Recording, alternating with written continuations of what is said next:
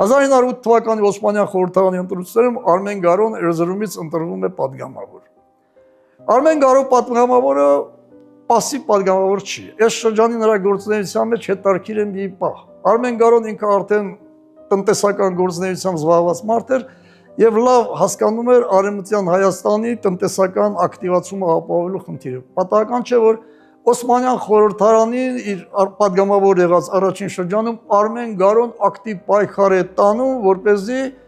ապահովի մի նախագծի ընդունում, ինչը թույլ կտար Արևմտյան Հայաստանի տարածքները երկաթուղային կապով կապել Օսմանյան կայսրության կենտրոնական շրջանների հետ։ Վանը, Էրզրումը, Բուշը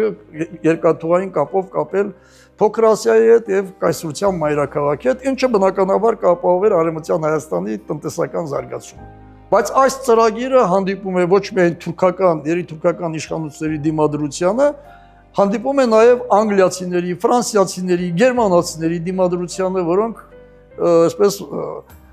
մտածում էին, որ այդ տարածքները վաղ թե ուշ զավթվելու են ռուսների կողմից եւ դրանք անցնելու են ռուսների ձեռքը։ Այս խնդիրը կար եւ Արմեն Գարոյի այդ ծրագիրը, որը նա հետո փորձում է ամերիկացիների հետ կապել, Չեսթեր ծրագիր էր կոչում, չի արդարանում։